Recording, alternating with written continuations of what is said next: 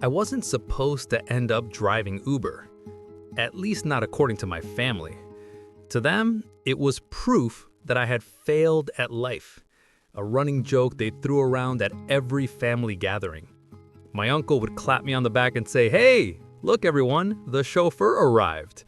My sister loved asking if I wanted her autograph for when she picked me up in her little four-door clown car. And every time I tried to explain that driving wasn't my dream job, just something to stay afloat, the laughter got louder. They saw a steering wheel, they saw a low paycheck, they saw someone who never figured life out. What they didn't see was the quiet fire building in my chest every single time they mocked me. I knew I was meant for more. I just didn't know how to reach it yet. All I had was a beat-up car, a phone with barely enough battery, and the stubborn belief that life didn't have to stay this way forever. And then, one ordinary ride changed everything. One passenger, one moment, one sentence that made my heart stop. And suddenly, the guy they laughed at became someone they never expected. Driving Uber wasn't glamorous. Most days felt like a blur of traffic lights, spilled coffee, and passengers who treated me like I wasn't even there. But as much as my family mocked me, I kept going because I needed the money, needed the freedom, needed something that felt like movement when everything else in my life seemed stuck. Some days I imagined myself building something bigger, finding a real opportunity, turning this temporary hustle into a stepping stone. Other days, I just prayed the car wouldn't break down. Still, every ride felt like a question. What if the next passenger brings the opportunity I've been waiting for? I didn't actually believe it would happen. I just liked the hope it gave me. But then, on a random weekday afternoon, a man slid into the back seat, looked at me through the rearview mirror, and froze as if he had seen a ghost. What he said next would flip my entire world upside down, including a contract worth $400 million. Before I take you through that moment, if you've ever been underestimated or mocked for how you survive, hit subscribe so you don't miss stories like this. Now let me tell you exactly how everything unfolded. The day everything began to shift didn't look special at all. It was one of those plain gray mornings where the sky feels heavy and the world moves slow, like life itself is tired. I woke up before the sun, sat on the edge of my bed, and stared at the same cracked phone screen I had been avoiding. Bank balance? Barely enough to cover gas for the week. I rubbed my face, breathed deep, and reminded myself that quitting wasn't an option.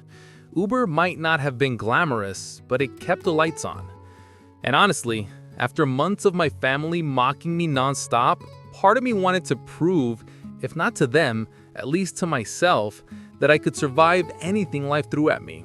I grabbed my keys, stepped outside, and climbed into my car, the one thing in my life that still listened when I needed it to. The engine coughed before starting, which didn't help my nerves.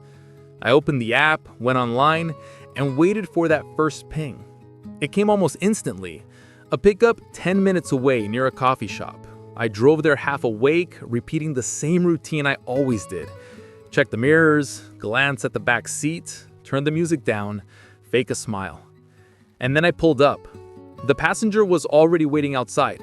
A man in his late 40s maybe, dressed casually, but with that quiet confidence people have when they're used to making big decisions. He climbed into the back seat without saying much, just a polite nod. His expression didn't stand out at first, just another passenger starting another ordinary ride. I confirmed his destination, a tall office building downtown, and started driving. The silence stretched, the kind that usually means the passenger isn't in the mood to talk. I didn't mind. Some of the best rides were the quiet ones. But then, halfway through the trip, I felt his eyes studying me through the rearview mirror. Not just glancing, studying. It made me uneasy. I wondered if he recognized me from somewhere, but that didn't make sense. I wasn't the kind of person people remembered. After a moment, he leaned forward slightly. "Hey," he said carefully, "are you who I think you are?" I almost laughed because honestly, no one thought they recognized me, ever. I raised my eyebrow. Depends, I said. Who do you think I am? He hesitated, as if afraid to sound ridiculous. Did you work for a tech startup about 5 years ago? My heart stopped. My hands tightened on the steering wheel. 5 years ago felt like another lifetime. Back then, I wasn't driving Uber. Back then, I had hopes, actual hopes of building a career. I worked as a junior analyst for a small tech company that developed automation software. I loved that job. I loved the pressure, the learning, the feeling that I was part of something bigger than myself. But the company fell apart during a financial downturn, and with no backup plan, no connections, and no savings, I spiraled fast. I swallowed hard. Yeah, I said quietly. I did. The man didn't respond immediately, but when he did, his voice held something I hadn't heard in a long time. Excitement. I knew it. I knew that was you. I saw your profile years ago. You wrote that insight report that everyone talked about. I blinked. My brain struggled to process his words. That report was something I wrote late one night, half out of frustration, half out of stubborn passion. I didn't think anyone actually remembered it. I didn't think it mattered. You read that? I asked. He nodded. Not only did I read it, I saved it. My chest tightened. I couldn't remember the last time anyone said they valued anything I did. For years, all I heard was laughter. Family gatherings full of jokes about me driving people around. Then he continued. I've been working on something big now, automation again, but on a much larger scale. And I've been searching for the right mind to help lead the data modeling. I didn't understand where he was going yet, but my heart was pounding. Why are you telling me this? I finally asked. He leaned back slightly, sitting taller now. Because the person I've been trying to hire disappeared. No one knew where he went. No LinkedIn activity, no job record, nothing. I assumed he left the industry. He paused. Until I got into this car today. I felt heat rush to my face. Embarrassment, confusion, hope, all tangled together. Look, I said, clearing my throat, I'm just driving to pay bills. I'm not exactly... He cut me off gently. You're exactly who I need. My chest tightened, hard. I didn't know what to say. We sat in silence for a moment until he added, Can I ask what happened? Why you left the field? I swallowed the lump in my throat. Life happened, I said quietly. The company fell apart. My family didn't believe in me. I lost momentum. I guess I just fell out of the picture. He nodded slowly, like he understood more than he let on. Then he said something that made the world around me freeze. I've been ready to offer someone a contract worth $400 million to lead the data division on this new project. And I'm telling you right now, you're the first person who actually deserves the offer. My breath cut. $400 million. 400 mil. My vision blurred for a second, and I had to remind myself to breathe. Why me? I whispered. Because the way your mind works is rare. And I don't believe talent disappears. Sometimes people just get buried under the weight of their circumstances. The car was stopped at a red light, but everything inside me felt like it was moving 1,000 miles an hour. I gripped the wheel trying to ground myself. I had been laughed at for months, mocked, treated like a failure. And now this man, this stranger, was telling me that the version of myself I thought was dead wasn't dead at all. The light turned green. I drove the rest of the way in disbelief. When we arrived at his building, he didn't get out immediately. Instead, he handed me a business card with a handwritten note on the back. Call me tonight. Not tomorrow. Tonight.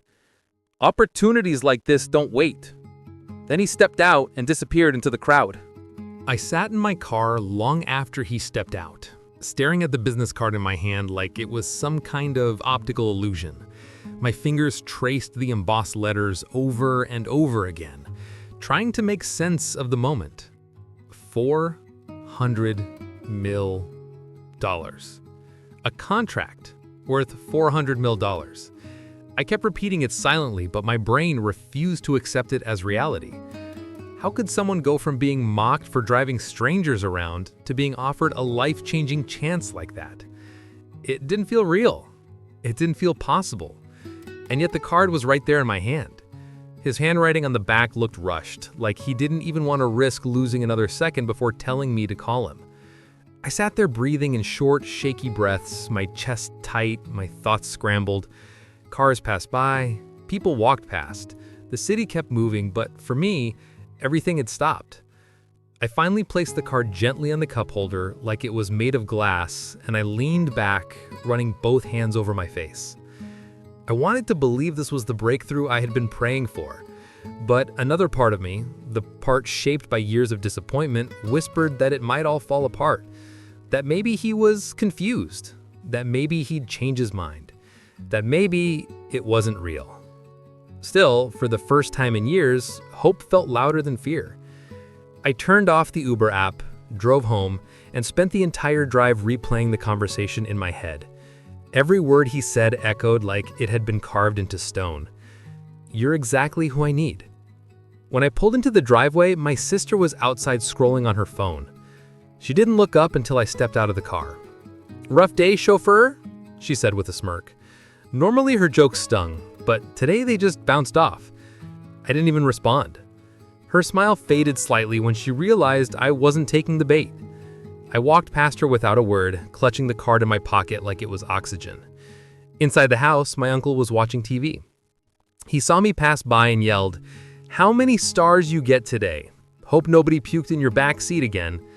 The room erupted in laughter at his own joke. I didn't react.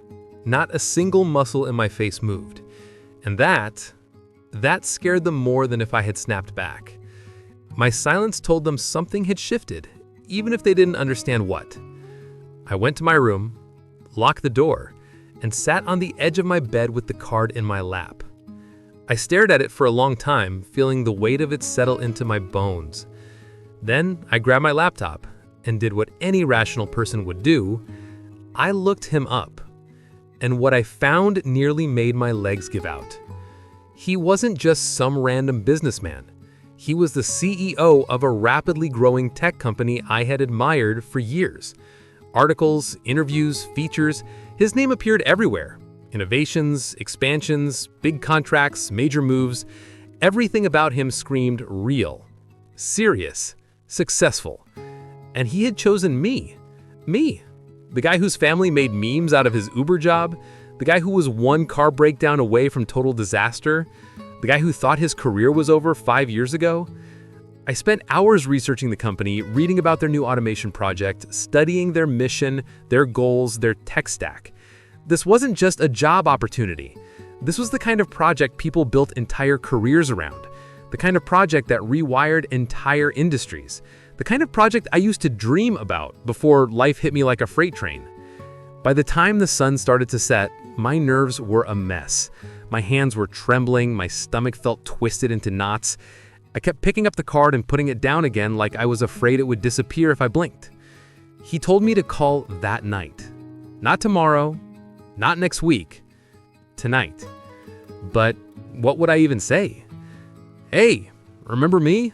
The Uber driver who's been spiraling for half a decade?" I must have rehearsed a dozen scripts in my head, all of them terrible. Finally, around 8 in the evening, I forced myself to pick up the phone. My voice cracked when I spoke. "This is it," I whispered to myself. "You either step up or spend the rest of your life wondering what would have happened." I dialed the number. It rang once, twice, 3 times. Then he answered. "Glad you called," he said calmly, like he had been expecting me at that exact moment. I swallowed hard. I wasn't sure what to say. "Then say the truth," he replied. "Do you want the opportunity or not?" I felt something ignite in my chest.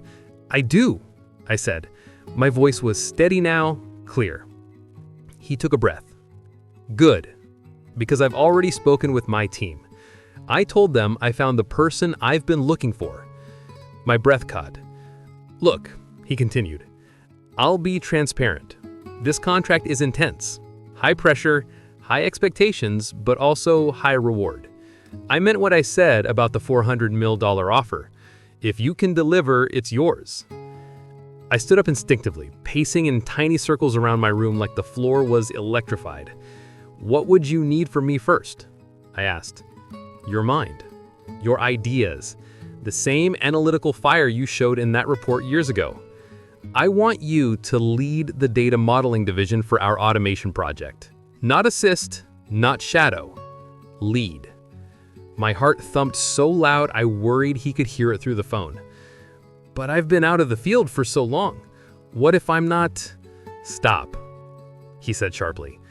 I didn't sit in your car today because I wanted to pity someone. I saw something in you that never left. So the only question now is, can you believe in yourself enough to take the next step? I didn't speak for a moment. Then I said the only thing that felt true. Yes, I can. His tone softened. Good. Come to my office tomorrow morning, 8 o'clock sharp. We'll go over everything. And don't worry about clothes or image or any of that. I'm hiring your mind, not your outfit. When the call ended, I sank to my knees. Not from fear, not from exhaustion, but from overwhelming relief. Like someone had finally opened a window in a room I'd been suffocating in for years. I didn't sleep that night. Every time I closed my eyes, I kept seeing my family's faces. Every laugh, every joke, every insult. And for the first time, I wasn't angry. I felt powerful. Because tomorrow, they would see the truth. Tomorrow, everything would begin to change. I woke up before my alarm the next morning, long before the sky even considered turning blue. My heart was racing, my mind spinning, and for a moment I wondered if everything from yesterday had been some kind of stress-induced hallucination. But then I reached over to the nightstand and saw the business card, resting there, exactly where I left it. His name, his handwritten note, his number, all real. All proof that something in my life was finally shifting. I got dressed slowly, choosing the cleanest clothes I had, even though he told me not to worry about appearance. Still, I wanted to show up looking like someone who took this seriously, someone who respected the opportunity. I brushed my hair 3 times, then again, like I was trying to erase the version of myself they all laughed at. As I walked into the kitchen, my family was already awake. My uncle sat at the table, sipping coffee loudly like he wanted the whole house to know he was awake. My sister scrolled on her phone, legs tucked under her, barely glancing up. My mom hovered near the stove, flipping pancakes. My uncle smirked the moment he saw me dressed nicer than usual. Job interview or something? He asked with a mocking grin. The old me would have gotten defensive. The tired me would have sighed and brushed it off. But the me standing there that morning simply said something like that and poured a cup of water. My sister raised an eyebrow. You still driving Uber today, superstar? No, I said simply. She blinked, thrown off. So what are you doing? I leaned against the counter, gripping the business card in my pocket. My heart pounded, but I kept my voice steady. I have a meeting with someone important. My uncle laughed so hard he choked on his coffee. What, your 5-star passenger? My sister laughed too, shaking her head. Please don't tell me you think one car ride is going to magically change your life. I thought about telling them everything. The contract, the project, the offer worth $400 million. But something inside me said no. Not yet. Let them sit in the doubt for a little longer. Let the truth hit them all at once when it actually counts. Guess we'll find out, I said and walked out the door before they could say anything else. The air outside was crisp, cool enough to sting my lungs in a good way. It felt like a new day, like the world had been reset overnight. I got into my car and started driving toward the downtown office building where I dropped them off yesterday. My hands gripped the steering wheel tighter than usual, but this time it wasn't fear, it was anticipation. The city streets passed by in a blur, the early morning traffic calm and oddly comforting. When I pulled up in front of the tall glass building, my breath caught. It looked different now. Yesterday was just a stop on my route. Today, it was the door to my future. I stepped inside, nerves buzzing under my skin. The lobby was huge, with marble floors that reflected the warm lights overhead. A woman at the front desk looked up and said, "Good morning. Can I help you?" My throat felt dry. I have a meeting with the CEO. She gave one quick glance at her computer before smiling. You must be him. He's been expecting you. Top floor. My heart hammered as she handed me a visitor badge. I stepped into the elevator, watching my reflection in the mirrored walls. I didn't look like the person who'd been laughed at my whole life. I looked like someone stepping into his purpose. The elevator doors opened to a quiet hallway with floor-to-ceiling windows overlooking the city. Sunlight poured in like gold, spreading across everything it touched. I walked to the glass double doors at the end. Before I could knock, they opened. He stood there, same calm confidence, same steady presence, and motioned for me to come in. I'm glad you made it. His office was massive but not cluttered. Clean lines, warm tones, and a large digital display filled with diagrams and projections I didn't fully understand yet. But I wanted to. He gestured for me to sit. Before we discuss anything else, I want to hear from you. Tell me, what do you think happened to the automation industry in the last 5 years? For a second, I panicked. I hadn't been in the field. I hadn't been reading journals or attending conferences. But then something surprising happened. My mind jumped back into old familiar grooves like it had never left. Words flowed. Ideas emerged. Patterns connected. I talked about market shifts, data restructuring, bottlenecks in algorithm integration, and the rising need for scalable predictive models. I talked about trends I remembered from years ago and how they must have evolved. I talked like the analyst I used to be, not the driver I was forced to become.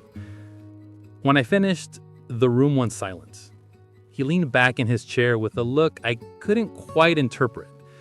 Then he said, That right there is exactly why I got into your car yesterday and felt like I was seeing a ghost. I blinked. What do you mean? I've interviewed dozens of candidates, some with perfect resumes, some with degrees from places I can barely afford to visit.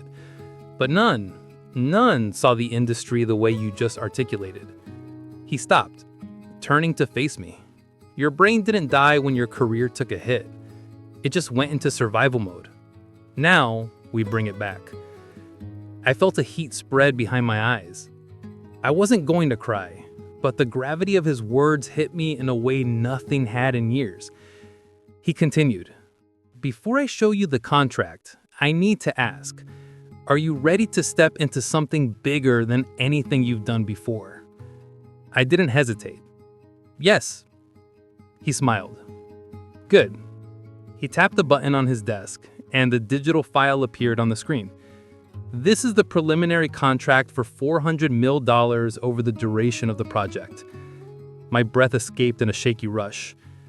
It's conditional, of course, performance-based, but I don't offer numbers like that unless I believe they'll be earned.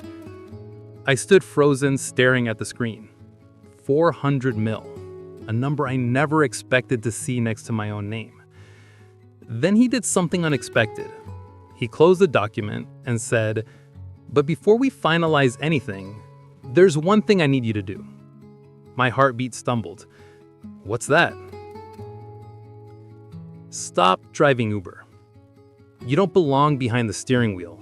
You belong in front of problems people don't know how to solve yet. I let out a breath I didn't realize I was holding. I can do that. Good, he replied. Then let's get to work. We spent the next hour going over the project framework, the expectations, the timeline. The more he explained, the more alive I felt. Like the pieces of myself I thought were shattered had finally snapped back into place. When the meeting ended, he shook my hand firmly. Come back tomorrow. We start immediately. I walked out of the building feeling taller, lighter, sharper. Like the world had been rebuilt around me. As I stepped into the sunlight, I knew one thing for certain. My family still thought I was someone to laugh at, but that wouldn't last much longer. I didn't even drive home right away. I sat in my car outside the building for almost 15 minutes, staring at the steering wheel like it belonged to a past life I had just crawled out of.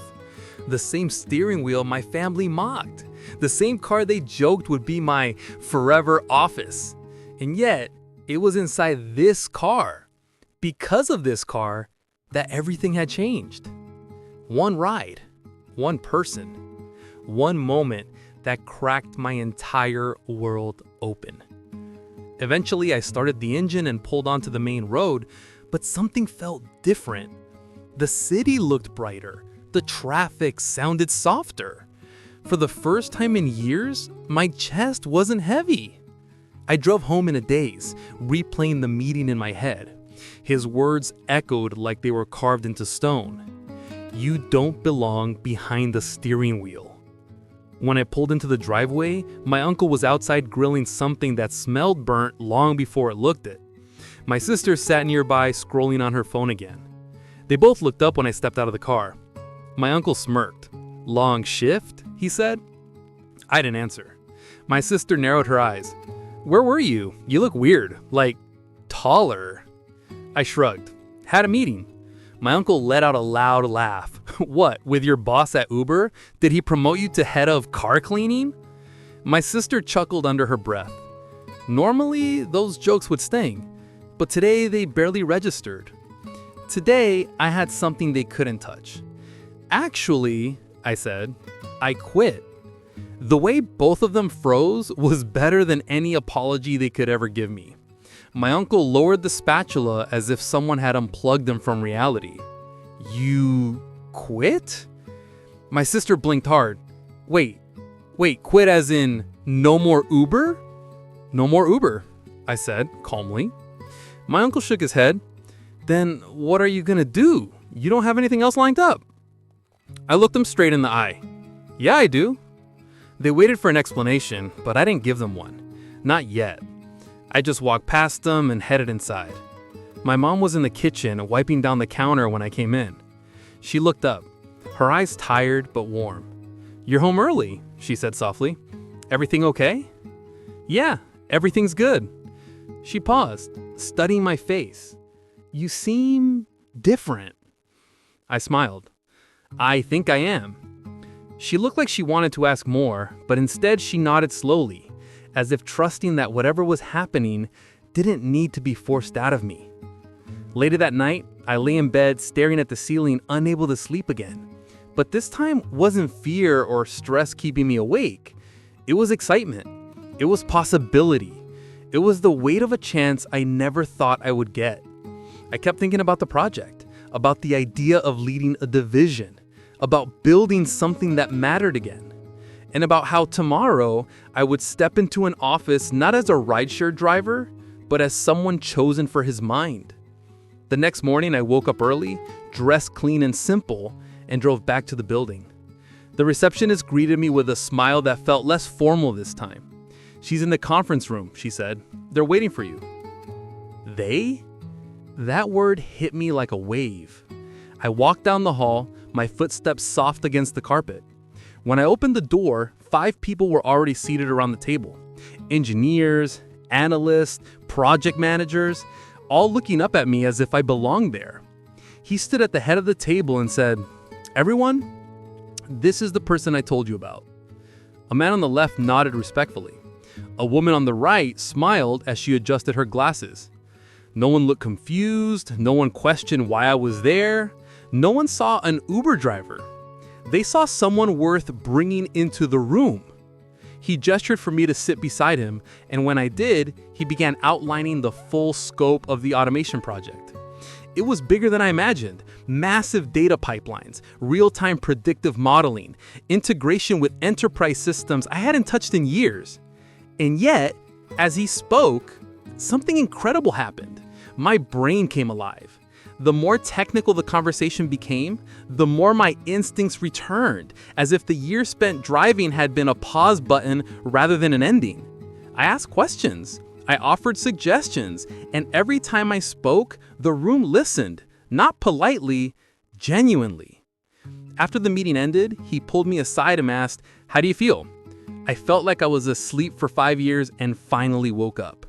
He smiled. "Good, because they all liked you. And if you keep showing up like this, the contract is yours." Walking out of that conference room felt like stepping into a version of myself I thought had died. But it wasn't enough. Not yet. I wanted my family to see, to finally understand. And the chance came that same weekend. We had a family dinner, loud, chaotic, the kind where everyone talks over each other and laughs at things that aren't really funny. I sat quietly at first, listening to my uncle tell a story about how driving strangers around must be so exhausting now that he quit his big Hollywood job. My sister rolled her eyes dramatically and said, "Don't hype him up. He probably quit because he got a 2-star rating." Everyone laughed, except me. I waited for the noise to settle, then said, "Actually, I quit because I got a new job." Silence. Beautiful, heavy silence. My uncle snorted. "Oh yeah? Doing what?" "Leading the data modeling division on a major automation project," I said calmly. They stared at me like I had started speaking another language. My sister frowned. Wait, quit as in no more Uber?" "No more Uber," I said calmly. My uncle leaned forward, squinting. "How much is the contract worth?" I didn't blink. $400 million. The room went dead quiet. My sister's jaw dropped. My uncle opened his mouth, but no sound came out. My mom covered her mouth with both hands as her eyes filled with tears. No one laughed. Not one sound. For the first time in my life, I wasn't the joke. I was the punchline of a story they never saw coming. And watching their faces shift from disbelief to shock to something close to respect, I won't lie, it healed something in me I didn't know was still bleeding. The silence after I said $400 million felt heavier than any insult they had ever thrown at me. It pressed into the walls, into the furniture, into every breath in the room. For a moment, nobody even blinked. They were too busy recalculating everything they thought they knew about me. My uncle, who usually had something sarcastic ready before I finished a sentence, just stared like he'd seen a ghost. My sister's phone slipped out of her hand and landed on the table with a soft thud. My mom's eyes overflowed before she even realized they were filling. I didn't smile. Not a single muscle on my face moved. I wanted the truth to sit there, unbothered, unsoftened, undeniable. It was the first time in years that my reality was louder than their opinion. Finally, my sister whispered, "You're not joking, right?" "No," I said quietly. "I'm not joking." My uncle scrubbed a hand across his forehead. 400 mil? As in 400 mil? "Yes," I answered. $400 million. A real contract, a real project. He leaned back slowly, like someone had pulled the air out of his body. "But how? You were driving Uber, and now you're leading a division. The same field I used to work in before everything fell apart." My mom moved first. She walked around the table and wrapped her arms around me so tightly that I felt her heartbeat.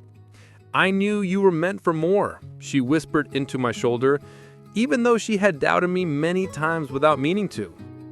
My uncle cleared his throat awkwardly. I didn't know you were that smart." I looked at him. Not angry, just tired.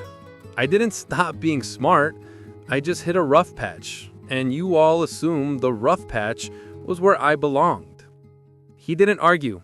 For once in his life, he had no comeback. My sister stared down at her hands, twisting her fingers.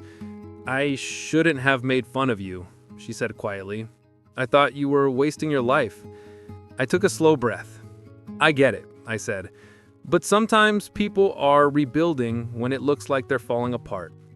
She nodded, tears forming in her eyes before she wiped them quickly.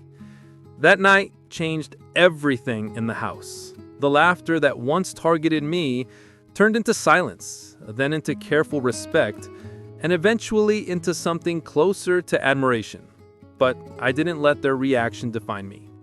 The truth is, the moment that really changed me happened earlier. When I stepped into that office and remembered who I was before life crushed me, when I realized my mind hadn't died, it had been waiting. In the days that followed, I started working at the company full time. Walking into that building every morning felt surreal, like I was stepping into a reality I used to dream about when I was younger, before failure and disappointment dimmed the lights. The team welcomed me without hesitation. They weren't concerned about where I'd been. They cared about what I could do. And for the first time in my life, I wasn't carrying shame into a room, I was carrying purpose. The project was intense. It stretched my mind every single day, demanded focus and creativity, pushed me into long nights of analyzing data, building models, arguing with algorithms that refused to cooperate. And I loved every second of it. It reminded me of who I used to be and introduced me to who I could become. Sometimes, late at night, when the office was quiet and the city lights flickered outside the window, I would think about the rides I used to take, the bad tips, the spilled drinks, the passengers who didn't even look at me, the noise of my family's laughter following me everywhere like an echo I could never turn off. And then I would glance at the contract folder sitting on my desk, the one with 400 mil written across a performance outline, and I would smile. Not because of the money. The money was life-changing, yes, but that wasn't the real story. The real story was that someone recognized my worth at the exact moment when I had almost forgotten it. Sometimes life hides your future inside the very things people mock you for. One afternoon, a few weeks into the project, the CEO walked into my office and leaned against the doorframe with a small smile. "You're settling in well," he said. "Trying," I answered. "More like succeeding," he replied. "The team talks about your work every day. You've changed the pace of the entire division." I lowered my eyes, feeling a warmth in my chest I hadn't felt since the early days of my old career. "Thank you," I said. "Really?" He stepped inside. You never told me exactly why you disappeared after your last company went under." I hesitated, then said the words slowly. "I didn't disappear. I just didn't know how to rebuild. And when I fell behind, people made sure I stayed behind." He didn't argue. For once in his life, he had no comeback. My sister stared down at her hands, twisting her fingers. "I shouldn't have made fun of you," she said quietly. "I thought you were wasting your life." I took a slow breath. "I get it," I said. "But sometimes people are rebuilding when it looks like they're falling apart." She nodded, tears forming in her eyes before she wiped them quickly. That night changed everything in the house. My uncle stopped joking and started asking me real questions about my work. My sister bragged about me to her friends like she had always believed in me. My mom prayed for my success every night like it was a second chance for all of us. One evening, while I was visiting home, my uncle said something I never expected. "I'm proud of you," he said, scratching the back of his neck awkwardly. "Didn't think I'd ever say that, but damn kid, you proved us all wrong." I didn't say anything at first. I just nodded. Because at the end of the day, I didn't need their apology. I didn't need them to swallow their jokes. I didn't need validation from the same people who once doubted me. The win was internal. The win was remembering who I was and who I wasn't. I wasn't a failure. I wasn't a joke. I wasn't the guy trapped in a car forever. I was someone with ideas, potential, vision. And when the world finally gave me a chance to step out of the shadows, I took it. But here's the truth I wish everyone understood. Your worth doesn't disappear just because your circumstances do. You're still you even when life pushes you down. And sometimes, the very thing people laugh at becomes the door that opens your entire future. A passenger recognized me that day, but before anyone recognized me, I had to recognize myself again. And once I did, the world had no choice but to catch up.